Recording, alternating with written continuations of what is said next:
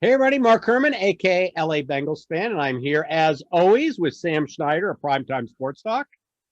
Tell them where they can find all your stuff, Sam. Absolutely. You can find me on Twitter at Buy and Sell You. I write for Primetime Sports Talk, like Mark said. You can find us at Talk Primetime or primetimesportstalk.com. Yeah, and I encourage everybody. Sam just wrote a year in review. He gave out some awards, and it's a great read. So I've just retweeted it. Please check that out. It's a good read. That's nice of you to say, Mark. You know what? As a matter of fact, I'll put it in the comments when this video goes up. If anybody wants to see, my awards, tell me what I got wrong, what I got right, etc. General comments.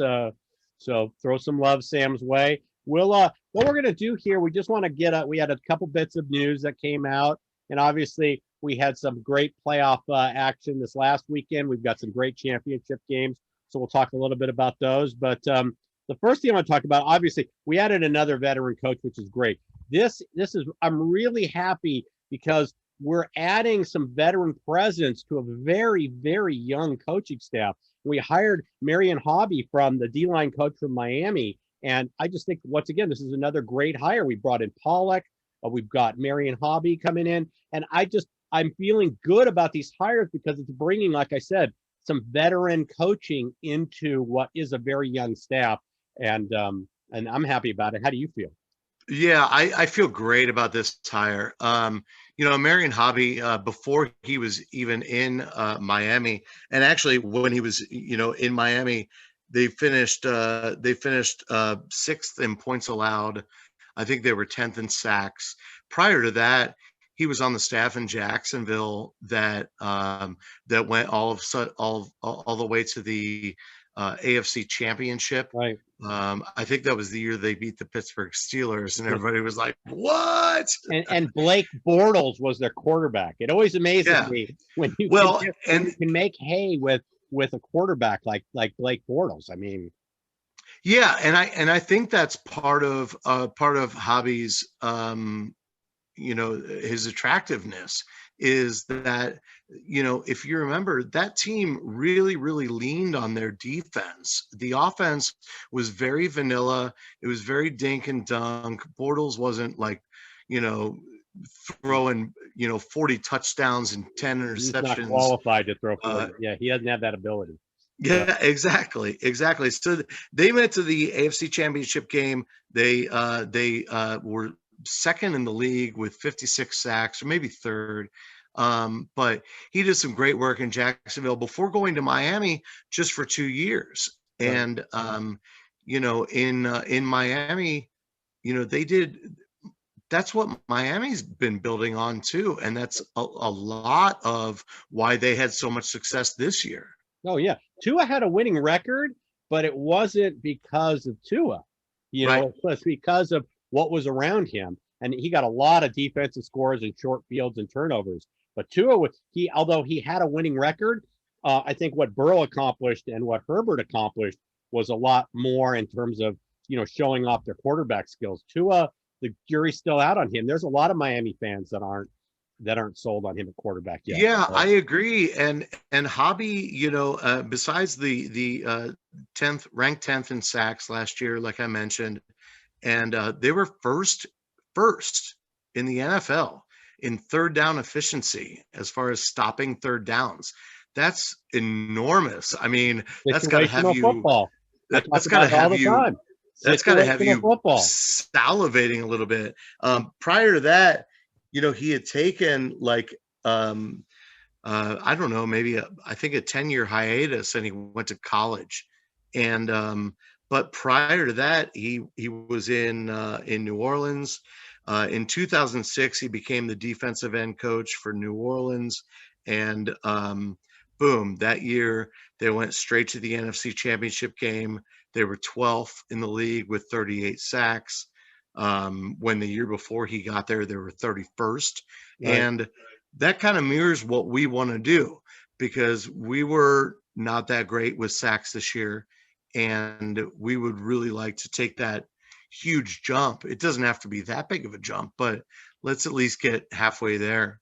Yeah, I think we have the personnel. I think that's what most Bengal fans are thinking. We've got Hubbard on one side. Lawson was emerging as a real presence, and we weren't kind of making hay with what we had. And I know we were supposed to have Reeder and Atkins, and and Mike Daniels, and they weren't all together at any point in time. But still, I think the fans really expected more pressure on the quarterback than what we were able to produce. So I I think the agree, pieces are there. The pieces are there. I agree, and like I said before, before he went to Miami, he spent that time in college, and he was at Duke for a while and did some good things with them. I don't have any stats in front of me, and then from 2011 to 2016, he was the co-defensive coordinator for Clemson. So he was there when they upped their sack rate, their rush Right. rate, their third down efficiency, and then eventually won a national title. Now, Right. I know the college isn't pros. I get that. I understand that. But this is a guy that's been around the game for a long time. He played in the game. He's been around for a long time. He's 56 years old, I think. Yeah. This is a great hire. This is a really great hire. Yeah, I agree. I'm real happy about it. So far, we've hit a couple home runs as far as I'm concerned on the hires and the promotion of our wide receiver coach. So Absolutely. Yeah. yeah, Troy Walters coming yeah, up. And the other thing, Mark, is I don't know if anybody has noticed this because it's kind of flown under the radar. Um, but we lost Jamal Singleton, our running backs coach, left for the college ranks as well. For the same position at UK, which doesn't say a lot. I'm not really sure why. yeah. I don't I know. Well, I think maybe there's just more of an opportunity for advancement for him Right, there. I think he recognizes that in the NFL, he doesn't have very much further to go. He's not just going to all of a sudden become an offensive coordinator overnight. right, So he's taking his chances and saying, let me raise my stock by coaching up in the college ranks. But so we brought in Gary Brown, who's a running backs coach, for an interview. And Gary Brown is an interesting story. He actually I believe he got to Dallas the same time that Pollock did. And the two of them became very, very good friends. And he last year took off a year for cancer treatment and is expected to be in extremely high demand. But because we have Pollock, we've got a got me really in. good shot at getting him. Yeah, And we're talking about a guy that not only coached Zeke Elliott, but also made DeMarco Murray an All-Pro. right. So he's got some smarts. People tend to kind of shove away anything that's not a coordinator. They tend to shove away the assistant coaches like they don't matter. They matter. They Oh, matter a lot. if you get a chance to Google Mike Holmgren's staff on Green Bay when Brett Favre and they won their first Super Bowl, and you look at that staff, and I'm telling you the coaching pictures, and you see Steve Mariucci, you see It's a virtual Andy Reid, who's who. It's a who's who. you see Gruden. I mean, these were all assistants, and it was just, and you looked at it and you go, well, no wonder they won a Super Bowl. I mean, how could they only win one Super Bowl when you looked at that staff? But as soon as they won that first Super Bowl, Mariucci's gone, Gruden's gone, Reed's gone. But that's all the Mike Holmgren tree. And it's amazing Right. when you look back 10 years or 20 years and you look at some of these staffs and you're just blown away by the talent. I think Del Rio might have been on that staff as well. I'm not sure, but I'm positive about Mariucci, Gruden, and Andy Reid with Mike Holmgren. And you sit there and you go, "What a great staff!" So, Yeah. these I mean, it's undeniable don't ever that sell the assistant short. The position. no, those position coaches and those assistants, they're very, very important. Yeah. And I don't know, as a Bengals fan today, man, I'm really happy with Pollock over Turner, and I'm really happy with Holly over Eason. I got no problems with it. Yeah. So no, this is a good day. So the other bit of news we had broke today, which is the new uniforms. We're going to get new uniforms. I've heard, I think the Bengal website said something about they're keeping one or two of the major components of the other one. So I don't know if that's the stripes or what they're keeping, but it'll be real interesting to see, what they come up with. And the helmets are staying the same. So we're not, and I love our helmets. I know some people Yeah. complain about them, but I love the Bengal stripes. I think they're great. No, that I don't know who's complaining about them because the I've Bengals heard some helmets people are say we have, is there are other teams say we have ugly helmets, and I'm like, what are you talking about? You listen, know? as far as I'm concerned, those helmets are untouchable. Like Yeah. don't screw them. You can't do it. And I know everybody wants to lobby for like the white helmets or like the classic with the Bengals on the side for at least the like the color rush. Well, you could do a And throwback. You could do a throwback helmet if you want for one game, but but I like our helmets. But So, here's the thing that a lot of people don't know is that if you want to do a different helmet, you either have to get approval from the NFL, which is really hard to do right. unless you're like a really old school team like Green Bay or the Colts. Or It's Bears, really, Bears can break out a classic, yeah, it's really hard to do. For everybody else, if you wanted to change your helmet, they would literally have to sit there and pull the stripes off the helmet like Well, they won't have like a second set of helmets. they cannot, they're not allowed. It's not an allowed thing. So everybody out there that wants the white Bengal stripe helmets, you're not going to get them. It can't happen Right. unless the NFL says, okay, we'll give it to you. But the NFL doesn't want to do that because they don't want to be like, well, if we give them to you, then we got to give them to Yeah, but everybody. see, this is something I don't understand is you want to sell merchandise, right? So you like look at Oregon. The Oregon Ducks have like 80 different combinations of uniforms between the helmets, the pants. They have them. There's just so many. I don't think you ever watch Oregon through a whole season and see the same jersey twice in a season. Right. Because I said literally with the pants, I think they've got 80 different combinations. And I just wish the NFL, you want to sell more jerseys, you want to sell more merchandise. That's a great way to do it because there's fans like me. I don't know how many jerseys you've got. I've got so many I won't even admit to how many it is on the show.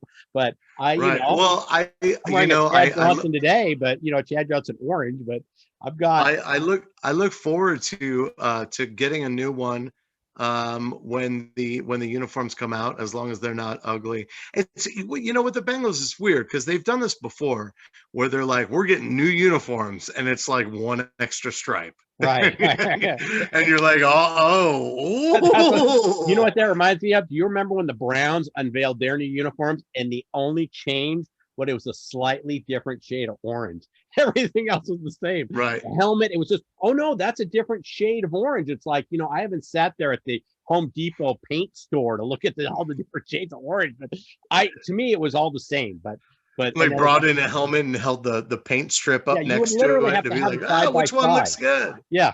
You literally have to have the two helmets side by side to see the difference because I didn't see any difference. So hopefully, Yeah, I've seen a couple different mock-ups. Well, not a couple. I've seen a million because there's right. a lot of people out there that are great, graphic designers and do mock-ups for us or whatever. Right. And a lot of the ones that I see, still have the stripes on the legs, still have the stripes on the shoulders, but they're too busy. The stripes are really little, and I'm a simpler is better guy. I'm a very simple man. Right.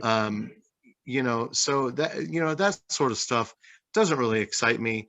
As long as we don't change the helmets, as long as we don't go any more towards red than orange, then I'm okay with it. Right. As long as we don't come out of here looking like a college team like the Jets, then I'm all for it. Yeah. What jersey I liked is the 1980s, the very first stripes we did, where they just had the orange and the stripes were right there. Our Super Bowl under Forrest Gregg, that type of jersey.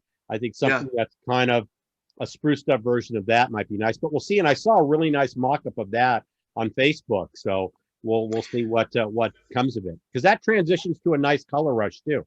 So, and then I'll have two new jerseys. And if anybody hasn't seen it on the Bengals social media team has been so good this year, and we haven't mentioned it enough. Their social media team was so vanilla for so long. Right. And this year, they're talking a little smack. They're making a little fun. They're cracking jokes and stuff like that. But they also, got together with their video guys or whatever. And the fact that we're gonna change jerseys, the little video they have on, I saw that where they go through all the all the different jerseys. Yeah, One of them they is the get the one I'm jumping, talking about. the jumping tiger. They get Yeah. this, they get that, and in the background you hear quotes from guys like Chad Johnson, guys like Boomer Esiason, guys like what I mean, and so on and so forth. It's actually a really cool watch. It's like 2 minutes long, Yeah, but go on the Bengals website. It's there, and they have the Munoz one that I'm talking about, the yeah, first stripes, and they've got him down in the black with the orange stripe, and I really like those. yeah, Those were for among my sure. favorites because that's where we abandoned just the straight Bengal helmets and our jerseys that didn't even have the numbers on the shoulders, and I didn't like our original uniforms. I was never a Yeah, big fan of them. So, but all right, well, so we got the new unis coming. They'll be out spring. Check. You can see tons of mock-ups. I'll retweet a couple this week.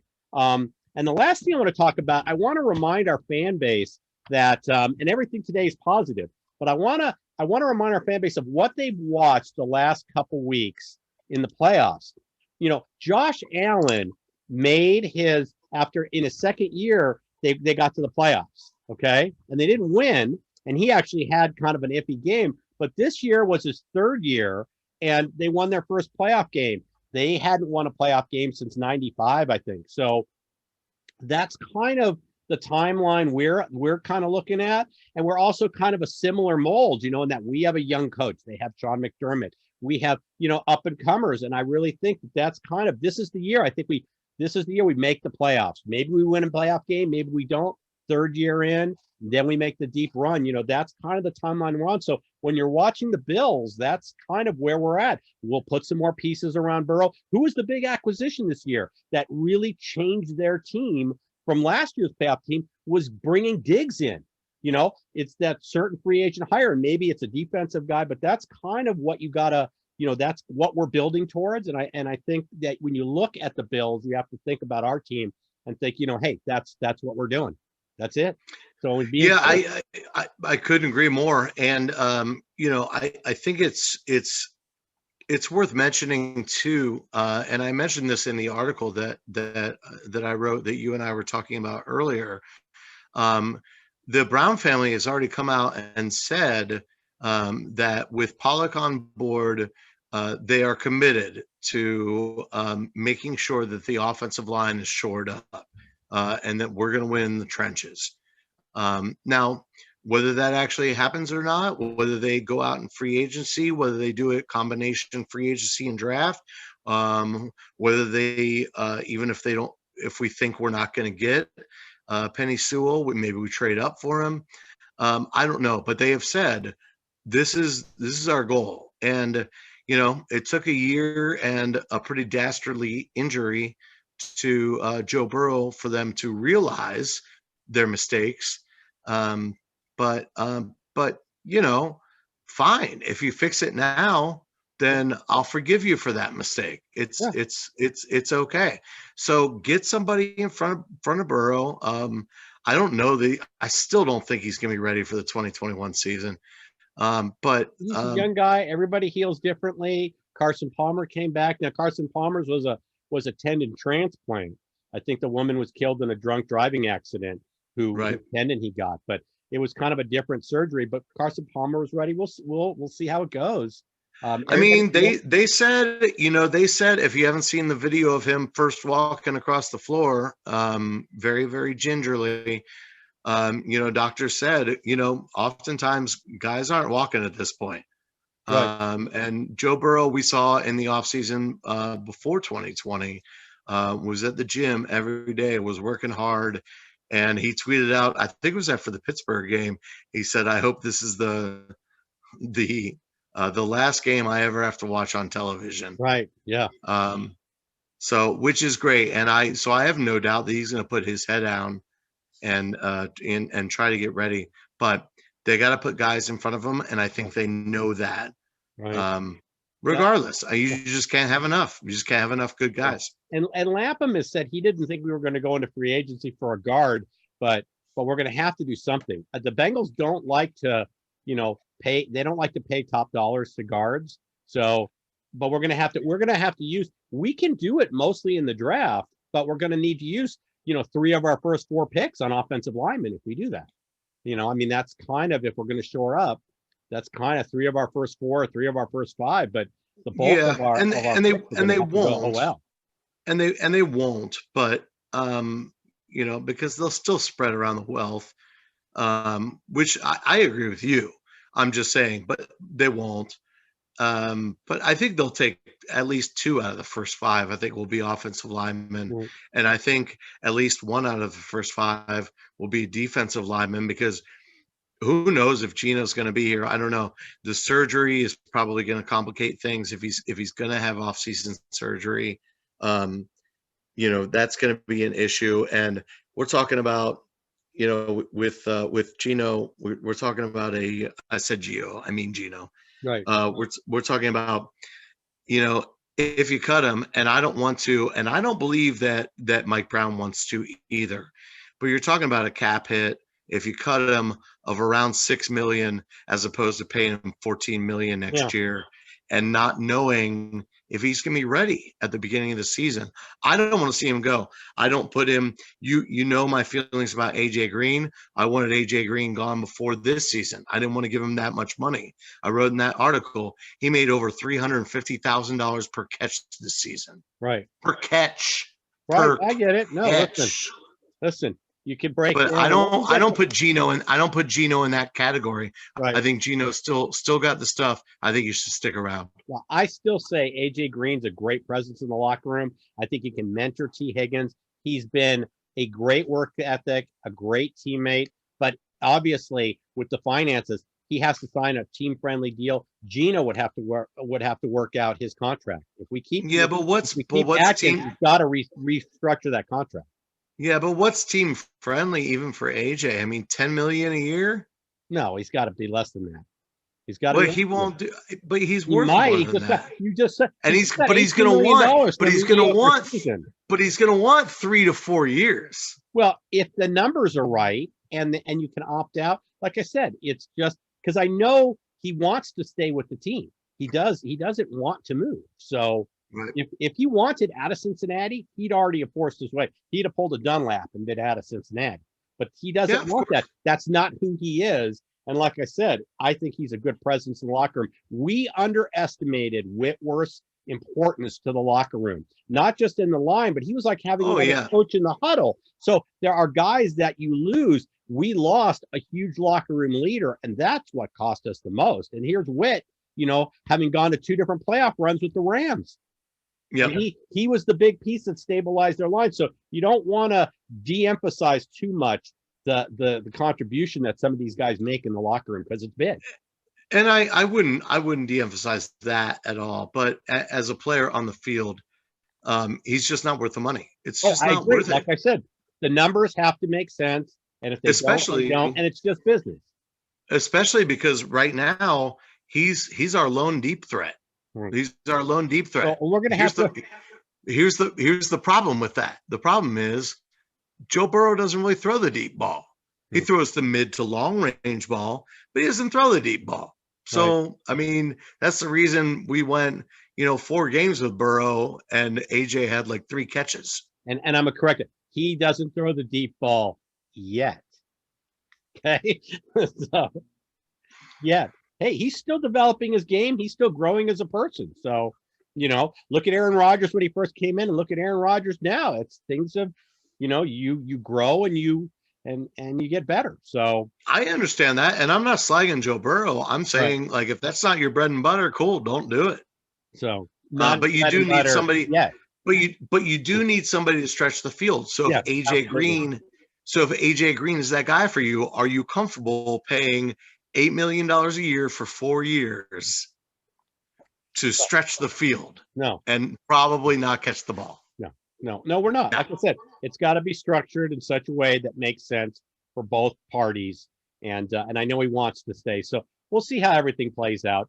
Of course. There's the business aspect to it. So we'll do a whole show because you don't want to monkey around too much with contracts where you kick the can down the road. Because even though Ben Roethlisberger is scheduled to make, I think 20 some odd million or something this year, it's not a huge number. Well, it is a huge number, but it's not. But he's a $40 million cap hit if they release him, because how many times have we heard, oh, Ben Roethlisberger restructured his contract to create more cap space? Well, eventually you can't, that signing bonus, you can only kick it so far down. And that's why there was a caller into one of the shows. I don't remember which one it is. I listen to NFL radio on Sirius, but and I don't remember if it was Cat Kerwin or Brady, but they were talking. Some caller said, "Oh, well, I don't think we should pay him 42 million or 48 million or whatever his cap hit is." And they reminded the guy, he does not making that money. That's the cap hit because you guys play games with the contract. He basically gave us a loan. Yeah, he gave us a loan. He loaned us that money. We have to pay him. So, and that's why they're kind of, can we even build a team, next year, in terms of they're going to lose a lot of guys. They can't re-sign a lot of guys. And like I said, and they still, regardless, they have this huge cap hit from Roethlisberger. So, I mean, I'll tell you what, when they went out and signed Dwayne the Brain Haskins the other day, man, if you're a Bengals fan, you were like, yeah, I'm laughing. I was never a Haskins fan in college. I didn't want him as our quarterback. Me neither. Clearly, we all saw who he was. We were both right. We were both right. When Ryan Leaf says, when he does his stick at the strip club with a coach that's recovering from cancer therapy, right? And so he's got a compromised immune system. You were at a strip club with no mask, and then you just see how he played out. And Ryan Leaf says it was like watching him was like looking in a mirror. That's not the person you want saying, hey, we're twins. So. Well, and speaking of the Steelers, they also brought in Hugh Jackson for an interview this week to be their offensive coordinator. Yeah. So get ready for the third down shovel pass. We'll be ready for it.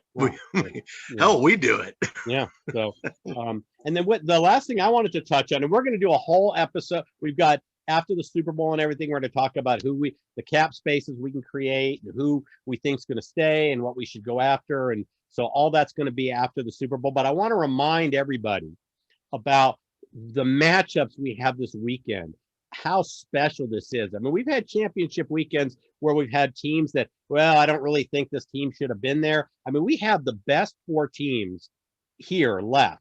I mean, I don't think anybody can argue in terms of they're the most complete teams. They were playing the best ball down the stretch. They're the best 4 teams. And then the quarterback matchups, Brady against Rodgers, and Mahomes practiced today. So Mahomes against Josh Allen. I mean, these 2 matchups, these are just amazing games this weekend that we're going to get treated to.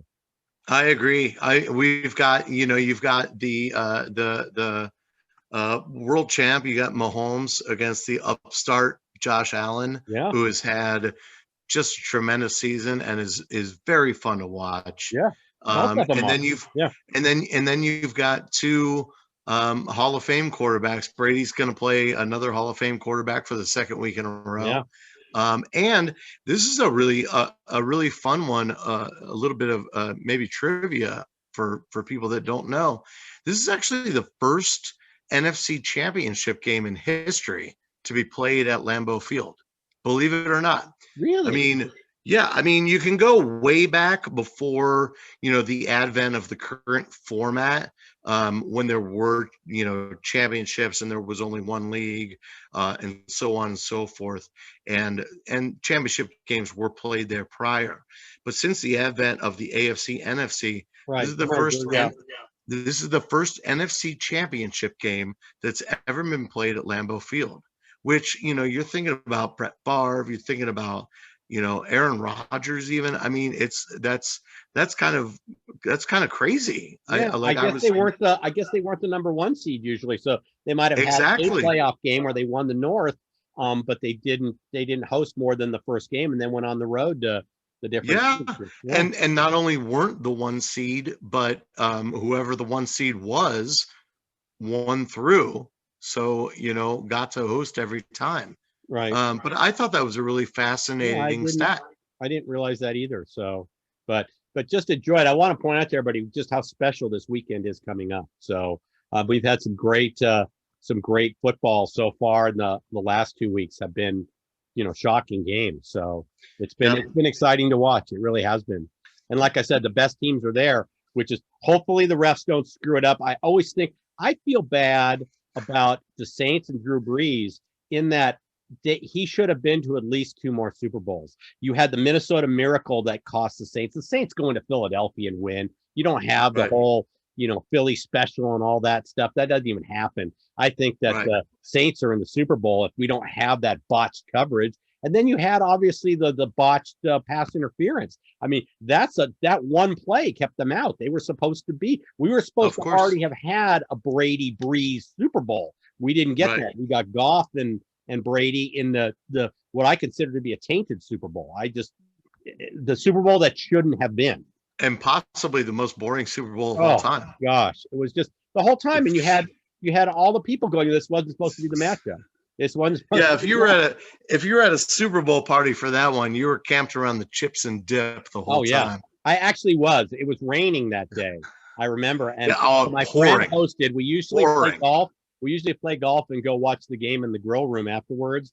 And my friend hosted because it was raining. And I remember being close to the snacks table. So yeah. Well, why not? Well, I'm usually close to the snacks table anyway. So do you have a pick for these games, Mark? Well, do you have you know what? I think it's going to be a close game.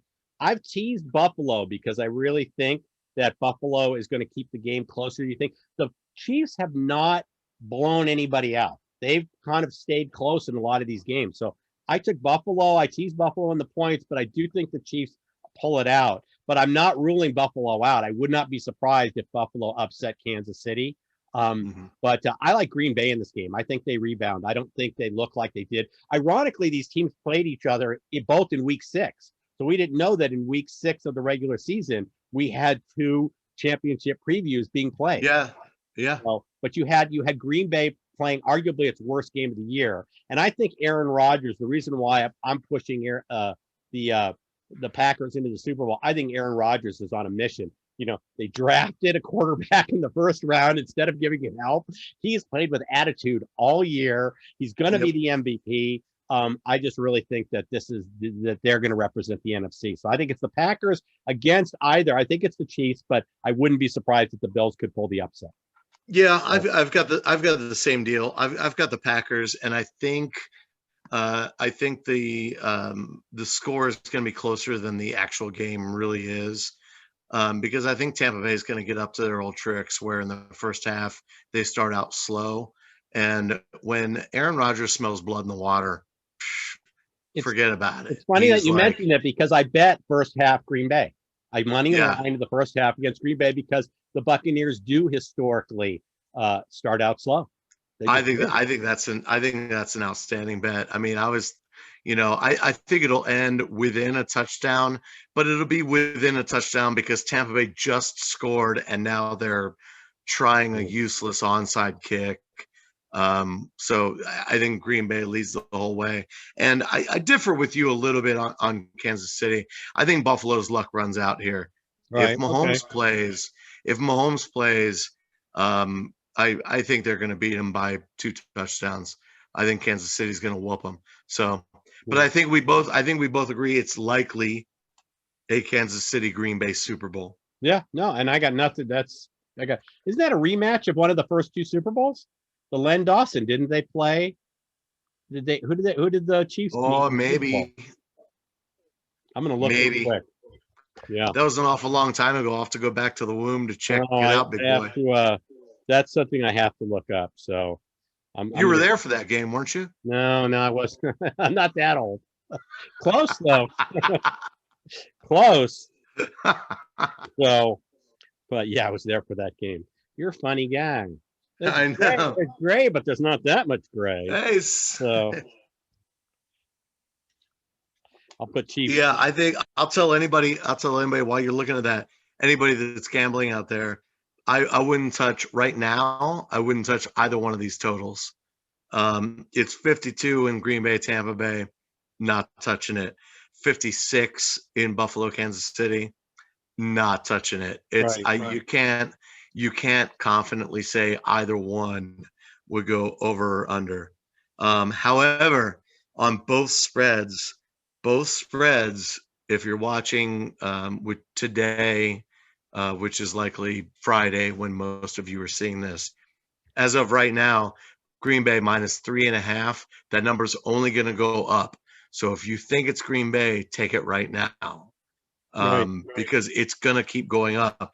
And Kansas City is 2.5. And the only reason it's that low is because they don't know if Mahomes for sure is going to play. I'm here to tell you, the NFL, I swear to God, they will move this game if Mahomes isn't ready to play because they will want him in that game.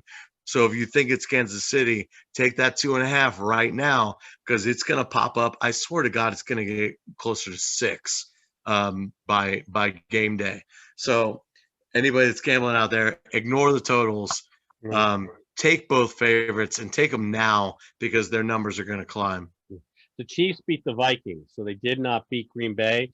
But I'm thinking that one of those first two, Green Bay won the first 2 Super Bowls, and I think one of those was against Len Dawson and the Chiefs, and Hank Stram was the coach. They were the upstarts out of the AFL. So I do think, but don't hold me to that. Throw it in the comment section. Take a look. I don't want to sit here and look at my iPad the whole time while we're recording. Yeah, anybody that's first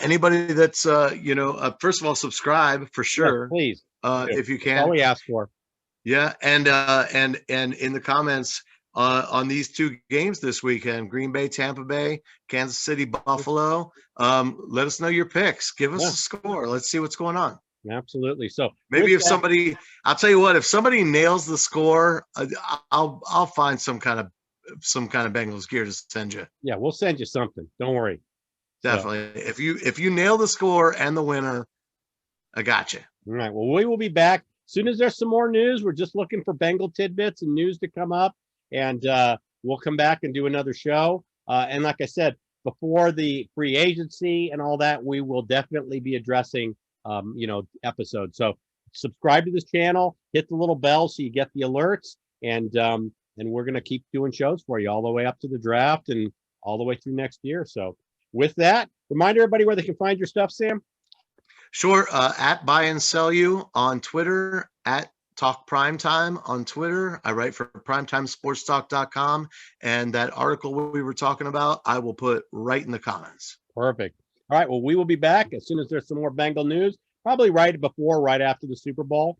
And with that, I'm going to say hoot, everybody, and enjoy this weekend's games. Hootie! Take care, everybody.